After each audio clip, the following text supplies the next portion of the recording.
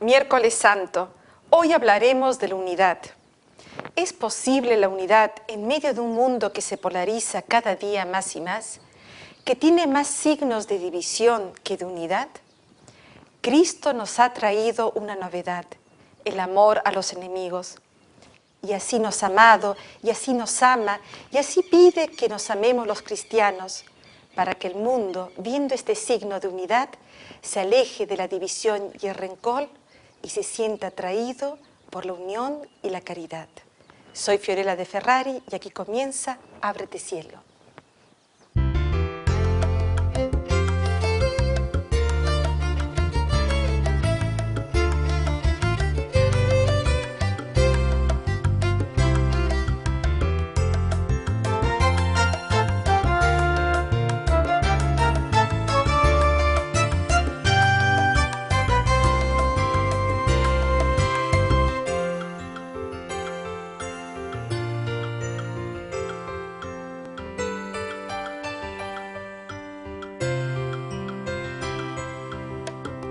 Ábrete cielo para este día en que necesitamos hacer el Evangelio de la unidad, para hablar de la unidad. ¿Cómo estás tú, Oscar Silva? Muy contento. ¿Muy contento? Muy nervioso Con también. esa misma contentura, por favor, explícanos a los que estamos viendo el programa, ¿dónde estamos? Que yo nunca sé dónde estoy parado. Estamos en el centro que tienen los franciscanos para los estudios de Tierra Santa. Al fondo de nosotros se ve la cúpula dorada, que es la mezquita de los musulmanes aquí en Jerusalén, que la han construido sobre la roca donde Abraham iba a sacrificar a Isaac y donde estaba el templo de Jerusalén, por lo cual los judíos hoy día sufren enormemente. En esta zona, antiguamente, se supone en tiempos de Jesús, estaba construida la Torre Antonia, que era la torre donde estaba la guarnición romana. En este sector, por lo tanto, hoy día estamos haciendo este programa. Así es, así es. Bien, entonces vamos a proclamar este Evangelio de San Juan, que dice así: cuando salió, dice Jesús. ¿Quién salió? Cuando salió Judas. Esa es la parte anterior del Evangelio, ¿se acuerdan? Cuando salió, dice Jesús: ahora ha sido glorificado el Hijo del Hombre, y Dios ha sido glorificado en él. Hijos míos, os doy un mandamiento nuevo, que os améis los unos a los otros, que como yo os he amado, así os améis también vosotros los unos a los otros. En esto conocerán todos que sois discípulos míos, si os tenéis amor los unos a los otros. Oscar Silva, ¿qué dices tú de este maravilloso evangelio sobre la unidad? Este maravilloso evangelio está en un contexto precioso, es el contexto de la despedida de Jesús, es el momento de la última cena. Y en medio de este evangelio, una vez que Judas ha salido, Jesús da un mandato a sus discípulos, que es un mandato impresionante, porque es un mandato nuevo. Es este amor con el cual quiere que su iglesia, sus discípulos se amen. Y al final hablará de la unidad. Aquí habla del amor, de este mandamiento nuevo que deben tenerse los discípulos. Y esto es lo central. Es una palabra que Jesús la dice a sus discípulos y la dice en la intimidad con sus discípulos. No la dice así abiertamente. Podemos decir que Dios, cuando ha revelado al pueblo de Israel la ley en el Sinaí, ha hablado a todo su pueblo, pero en función del mundo, de la humanidad. Y de hecho los mandamientos de Dios han llegado a todos los hombres y son mandamientos maravillosos, son mandamientos de vida, un camino de vida. Los 10 mandamientos. Sin embargo, Jesús aquí dice: les doy un nuevo mandamiento. Es decir, quiere decir que este mandamiento tiene una novedad. ¿Cuál es la novedad? Amaos los unos a los otros como yo os he amado. Esta es la novedad. Como Él nos ha amado, para que a través de este amor, como Él nos ha amado, el mundo pueda reconocer que nosotros somos sus discípulos. Esta es una palabra importantísima para la vida de la iglesia, porque la iglesia está puesta en el mundo como un faro, la luz, como un faro de luz. Exacto. Para iluminar a todos los hombres. Pero ¿qué es lo que ilumina? ¿Qué es lo que llama a los hombres a creer en Cristo? Que aparezca en medio del mundo un amor, el signo de la unidad, como Él nos ha amado. El signo de la unidad, ¿no es así?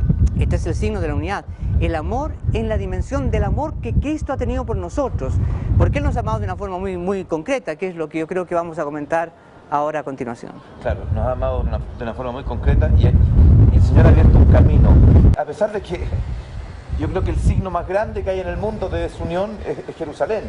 Si ustedes vieran, yo creo que queda así, ¿no? Ha sido así, sí. Si ustedes miran aquí la cantidad de ideas, de conceptos, de religiones, de odio, se darían cuenta que hay... Que esto es como... Aquí hemos venido hemos venido a buscar la unidad aquí, hemos venido a transmitir desde aquí un programa para la unidad, cuando aquí hay tanta división. Sin embargo, el Señor ha escogido un pueblo y ahora está preparando un pueblo.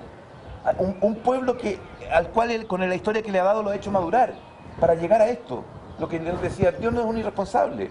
No le va a pedir a alguien algo que previamente no le ha dado. Yo los invito sinceramente a escuchar esta palabra, a reflexionar sobre esta palabra, porque, hermanos, yo creo que este es un tiempo, yo creo que este es el tiempo. Hay un tiempo donde el Señor abre una puerta, y ha abierto una puerta, y hoy se están viendo más que nunca en el mundo los signos de la desunión. Hoy día se están viendo en el mundo signos macabros, pueblos enteros que pierden la fe, pueblos enteros que pierden la unidad, pueblos enteros que pierden la esperanza. La unidad es posible en una perspectiva maravillosa, en una perspectiva increíble, en que vean nosotros los signos del amor. Yo como papá tengo una familia con 7 hijos, y yo veo que es inevitable que mis hijos tengan diferencias, cada uno está luchando por su identidad, cada uno quiere lograr su identidad. Sin embargo, alguien tiene que morir, alguien tiene que contener esto, alguien tiene que dar la vida para que la unidad pueda aparecer, y apareciendo la unidad, aparece la paz. Dios ha dado a sus discípulos, para que aparezca en el mundo la unidad, les ha dado un mandamiento, este mandamiento del cual decíamos, ámense como yo los he amado. ¿Cómo nos ha amado Cristo? Cristo nos ha amado siendo nosotros sus enemigos. Esta es la singularidad de este amor. Esto es lo nuevo en la tierra. En algún otro programa decíamos que la novedad del cristianismo es el amor al enemigo, el amor al que es distinto, el amor al que te destruye. Porque en el fondo el enemigo siempre es aquel que te quita la vida.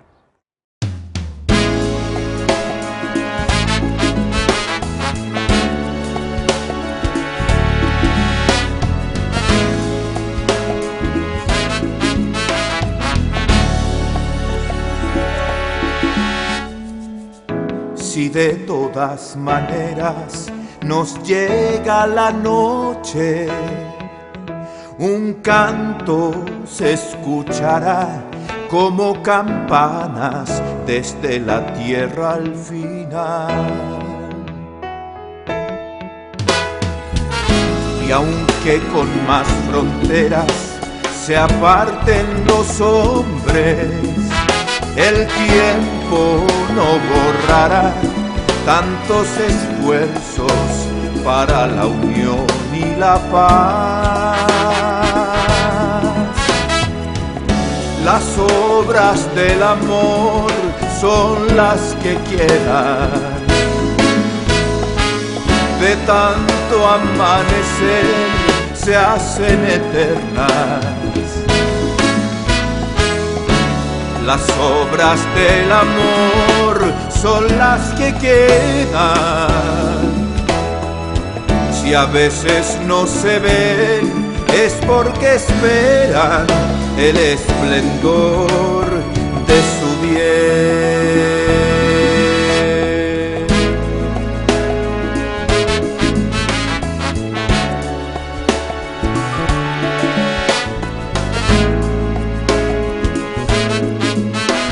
Nada las puede esconder.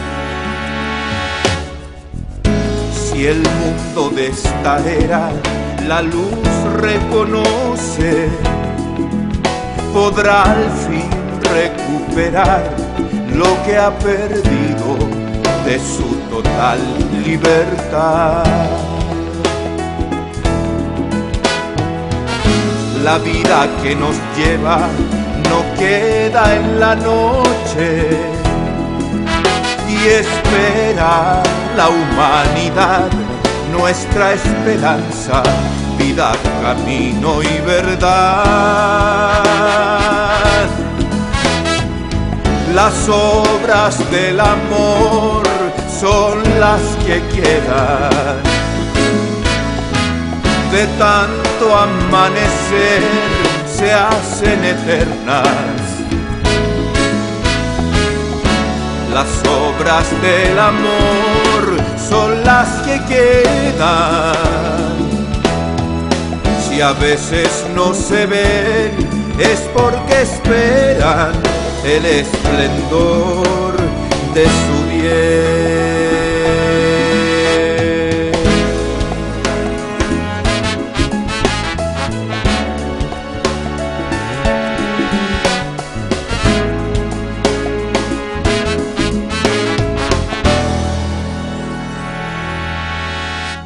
Ábrete, cielo. Volvemos ahora que nuestros hermanos árabes, nuestros hermanos palestinos han estado rezándole a Alá. Musulmanes han estado rezándole a Alá. Nosotros estamos aquí rezándole al Señor, pidiéndole que un poco el viento se vaya, porque esto hace ruido y a ustedes les puede molestar, pero no importa, a nosotros no nos molesta, vamos a seguir hablando de la unidad. Y tú estabas hablando algo importante acerca de los signos de división que era para tu vida, tener más hijos, tu papá, la división. ¿Sabes lo que yo recojo un poco de lo que decías tú? El amor al enemigo estoy hablando. Claro, pero en el fondo yo creo que lo que Oscar decía, ¿cómo no va a ir a dar un signo de unidad al mundo si no perdona a su papá por la historia que ha tenido con él? ¿Cómo? Porque eso es una división. ¿Cómo yo voy a ir a dar un signo de unidad al mundo si tengo problemas con mi mamá? ¿O estoy dividido con mis hermanos? ¿O estoy dividido con mis hijos? Claro que no estoy diciendo que hay cosas que son irremediables porque no está Jesucristo. Yo tengo ese problema, ese dolor profundo en mi familia, con mis hermanos de sangre. Bueno, Jesús dice que ha venido a traer la división. La división, pero unos se pondrán unos contra otros, claro. La madre estará contra el hijo contra el padre, la suegra contra la nuera. Frente al mundo, dice Jesús, que muchos nos van a perseguir, muchos nos van a odiar. Por amar a Jesucristo o por seguir a Cristo vamos a tener muchas persecuciones. Esto está dicho por Jesús. Por eso también decía, en nuestras propias familias va a haber mucha desunión. Sin embargo, estamos llamados nosotros a ser signo de comunión y de amor. Muchos hombres viendo el perdón en nosotros también, haciendo referencia un poco a lo que acabamos de vivir acá, que irrumpe esta oración de los musulmanes en medio de nuestro programa. Francisco de Asís ha tenido una inspiración impresionante en el año 1200 y tantos, cuando creo que por llamado del Papa, viendo la desunión que había por el problema de las cruzadas y todo esto con el mundo árabe, Francisco decide venir a hablar con el sultán. Esto lo hemos escuchado en algunos testimonios que nos han contado algunos padres franciscanos, que es como la esencia de la presencia de los franciscanos en Tierra Santa. Hay unos cuadros que claro, o sea, frente a los enemigos, Francisco de Asís es el que ha tenido la iniciativa de amar al enemigo. Y ha venido donde los enemigos. Y los enemigos han visto en este signo de Francisco un gesto tan libre. En el fondo le ofrecieron dinero, pensaban que Francisco tenía algunos otros intereses. Cuando se dieron cuenta que Francisco no tenía ningún otro interés que solamente el de buscar la paz, el de buscar la comunión, la unidad, los musulmanes han decidido que los franciscanos puedan estar aquí en Tierra Santa. Y por eso han estado en Tierra Santa. Y por siglos. Y por eso han podido cuidar 8 siglos, cuidar los lugares santos. ¿Por qué? Porque había un gesto de amor al enemigo de Francisco. Durante varios siglos, la Iglesia Católica ha estado representada en Tierra Santa por los frailes franciscanos. En el año 1219 parte Francisco de Asís a Egipto, Siria y Palestina y tiene el célebre encuentro con el sultán Melek el Camel. Según la tradición, Francisco intentaba convertir al sultán al cristianismo y aunque no logró su objetivo, consiguió sin embargo que los frailes franciscanos pudieran permanecer en Tierra Santa. All'inizio una presenza molto simbolica, molto povera, molto ridotta, ecco. Per cui insomma era una presenza che non costituiva una minaccia, hanno potuto rimanere in maniera abbastanza continuata. Así en medio de grandes conflictos y disputas, han permanecido protegidos por un espíritu de sencillez y austeridad. Custodios de Tierra Santa han ido recuperando para la fe católica aquellos lugares en los que la tradición nos dice que Jesús nació, predicó, murió y resucitó. Di più. Ecco, e dal 1342 la Chiesa affidò formalmente all'ordine un duplice compito. Da un lato recuperare i luoghi santi. I luoghi santi dopo il periodo delle crociate sono andati tutti perduti, o distrutti o diventati proprietà islamica. L'altro aspetto, ugualmente importante, era quello di riorganizzare la presenza cattolica. Finito il periodo delle crociate, la presenza cattolica occidentale era totalmente rasa al suolo, insomma, ecco.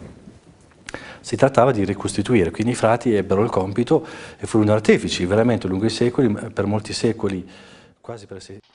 De todas las obras que han hecho los padres franciscanos en Tierra Santa, vale la pena destacar los centros educativos y sociales donde participan personas de todas las religiones.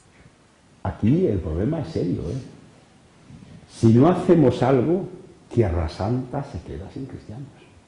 Casi todo lo que nosotros gastamos, esa famosa colecta del Viernes Santo y todo eso, pues se va en comprar terrenos, en hacer casas, trabajar en las escuelas, las obras, todo esto, sin eso no se puede seguir adelante. Durante los días de la Pascua, llama la atención la presencia franciscana en las calles de Jerusalén. Saliendo del convento de San Salvador, los frailes recorren Jerusalén en procesión cada vez que se dirigen de un santuario a otro. Anteceden todas estas procesiones los tradicionales cahuas, que con el golpe de sus bastones van anunciando el paso de la procesión. Hemos participado en esta oportunidad en la procesión que los padres realizan el día Jueves Santo desde el convento de San Salvador hacia el cenáculo. El cenáculo se encuentra ubicado en el monte Sión. Durante un tiempo estuvo en manos de los musulmanes, quienes la usaron como mezquita. Actualmente se halla en un edificio bajo la administración hebrea, junto a una sinagoga judía y a la tumba del rey David. Entregado nuestro Salvador. Como parte de una fervorosa procesión, logramos finalmente ingresar a la sala de la Última Cena y al lugar donde los apóstoles recibieron el Espíritu Santo. En medio de una compacta asamblea, celebramos una liturgia precedida por el Padre Custode de Tierra Santa. Allí se funden en un solo cuerpo cientos de peregrinos venidos de todas partes del mundo, con quienes en una experiencia de catolicidad impresionante rezamos el Padre Nuestro en una gran variedad de lenguas. El Padre Nuestro. Now everyone in his own language aloud the Our Father. Padre nuestro que estás en el cielo, sea santificado tu nombre. No nos queda más que pensar que Francisco de Asís milagrosamente sigue actuando en la tierra de su maestro.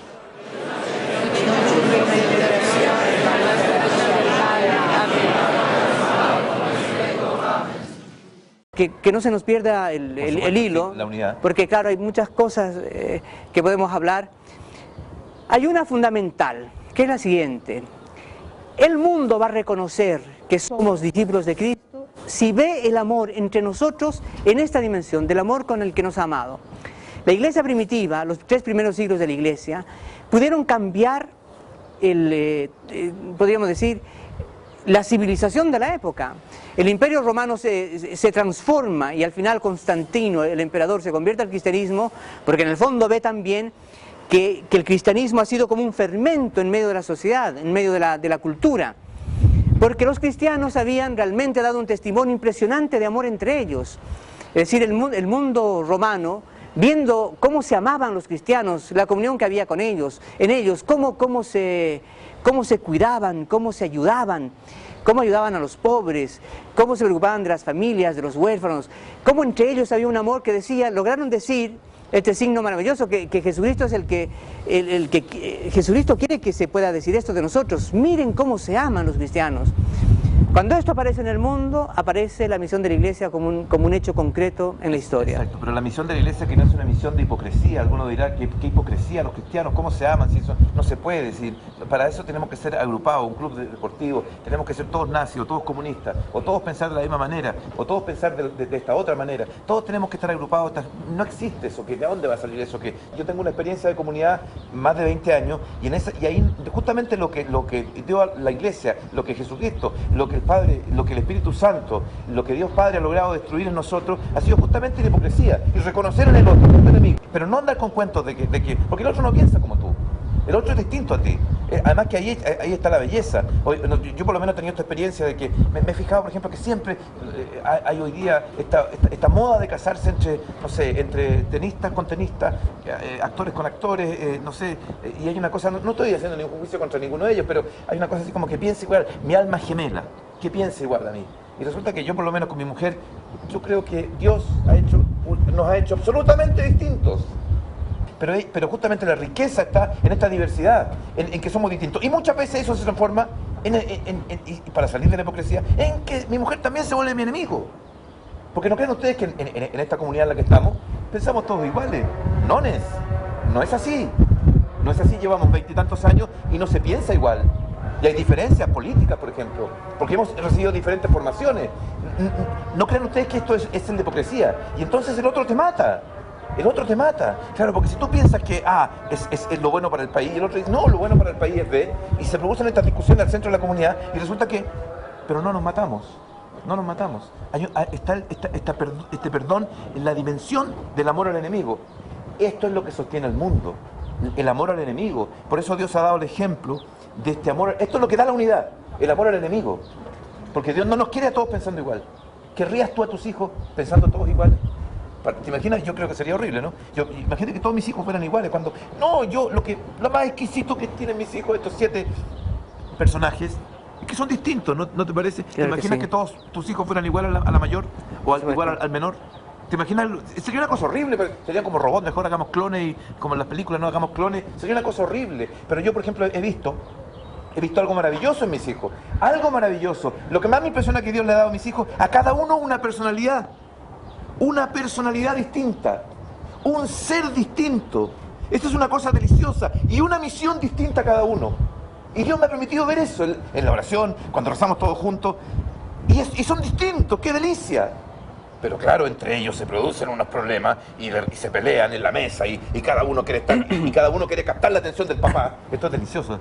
Cada uno quiere captar ¿te ha pasado a ti? Sí. Quiere captar y sin embargo, en esa perspectiva, cuando hablábamos o en otro programa hablábamos de la paz de Jesucristo, de la paz que da Jesucristo, esa es la paz. No es que seamos todos iguales, no es un totalitarismo como se ha querido hacer en el mundo tantas veces y nunca ha dado resultado. La maravilla está en esta delicia que siendo todos distintos, el universo, ¿sabe usted lo que significa universo? ¿Sabe lo que significa universo? ¿Qué significa? Significa uno y diverso. Es uno. Y coexisten todas las cosas, pero cada una con su identidad, cada una con su belleza, porque la belleza está, ¿saben qué? En la identidad. Por eso el demonio ha querido destruir la identidad de los pueblos, por eso el demonio ha querido destruir la identidad de las personas. Y que todos seamos iguales. Y que seamos todos iguales.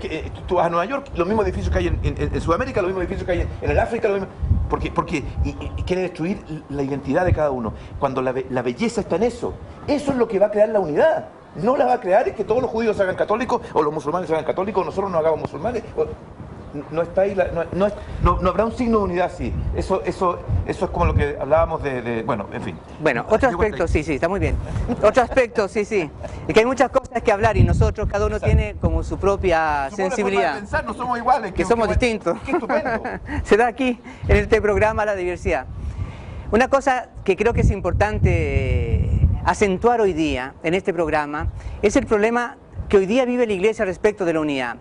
Porque si este es el mandato de Jesucristo, tenemos que preguntarnos si realmente estos signos de la unidad y del amor en esta dimensión del amor de Cristo, como Él nos ha amado, están presentes en el mundo. Tenemos que darnos cuenta de esto.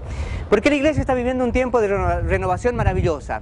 Hace 40 años prácticamente hemos celebrado el Concilio Vaticano II y el Concilio Vaticano II acentuó en 3 aspectos una renovación maravillosa: en el aspecto teológico, en el aspecto litúrgico y en el aspecto de declararse ecuménico, que en el fondo significa buscar la unidad de los cristianos, porque la unidad de los cristianos es un escándalo para... Perdón. La desunión de los cristianos. La desunión de los cristianos, perdón. Está bien. Es un escándalo para todo, para el mundo. Muchas personas viendo tantas divisiones en la iglesia o tantas denominaciones cristianas, esto le llama la atención, posiblemente no de una forma consciente, pero inconscientemente el mundo no ve a la iglesia como una unidad, sino que ve, estos piensan de una forma, estos piensan de otra, los luteranos por aquí, los protestantes, los evangélicos, todos con su propia idea. Y la iglesia está en esta, podríamos decir, en esta empresa preciosa de la unidad de los cristianos, pero también al interior de la iglesia. Hoy día constatamos de pronto dentro de nosotros mismos, dentro de las propias comunidades cristianas, ciertas rivalidades, ciertos conflictos, también muchos signos bellísimos de comunión y de unión. Estamos llamados a ser signo de comunión entre nosotros, que el mundo pueda ver realmente que hoy día, en medio de toda la diversidad que existe de espiritualidades, de movimientos, de congregaciones, que pueda haber una comunión preciosa, y esto el Señor nos lo está dando de a poco. Hemos ido madurando en este sentido. Y otro aspecto de esto es dentro de la propia comunidad cristiana. Muchos hemos vivido nuestra experiencia cristiana o católica de una forma muy personal. Hoy día cada uno va a la iglesia, a la misa, a la parroquia, buscando de alguna forma, no sé si esta es la palabra, pero satisfacer su necesidad religiosa. Individual, claro. De forma individual. Y la gran novedad del cristianismo en la humanidad, en la historia, en la civilización, ha sido la comunidad cristiana. La comunidad cristiana. Si logramos transformar el Imperio Romano, como decía hace un momento atrás, si hemos logrado convertir una civilización entera del paganismo, de un paganismo absolutamente cerrado a Dios, o a esta dimensión de Dios, del Dios cristiano, si hemos logrado crear una civilización cristiana, ha sido gracias a la comunidad cristiana, que con su testimonio de amor, de ayudarse, de quererse, sobre todo de este testimonio del amor en esta dimensión de la diversidad, que podamos en la comunidad cristiana estar gente que piensa de una forma, que piensa de otra, gente de una nacionalidad, gente de otra nacionalidad. Tantos años. Hoy día hemos visto aquí por ejemplo, la congregación de los franciscanos, la cantidad de nacionalidades que hay. De hecho, la iglesia se caracteriza por ser católica. Católica significa universal, que está presente en todas partes, que es para todo tipo de hombres, o que todo tipo de hombres están dentro de la iglesia. En ninguna parte podemos ver esta diversidad y esta comunión, que tener un mismo espíritu, gente que somos diversas, no solamente de diversas nacionalidades, de diversas culturas, también de diversas realidades, gente inteligente, gente menos inteligente, gente rica, gente pobre. Si esto aparece en el mundo, si aparece esta unidad, esta comunión, Jesucristo se hace presente, porque lo que llama la atención al mundo es esto. ¿Cómo es posible que estos se amen? ¿Cómo es posible que haya amor entre personas tan diversas? Entonces, por lo tanto, la única conclusión que puede haber, Cristo resucitado está en medio de ellos.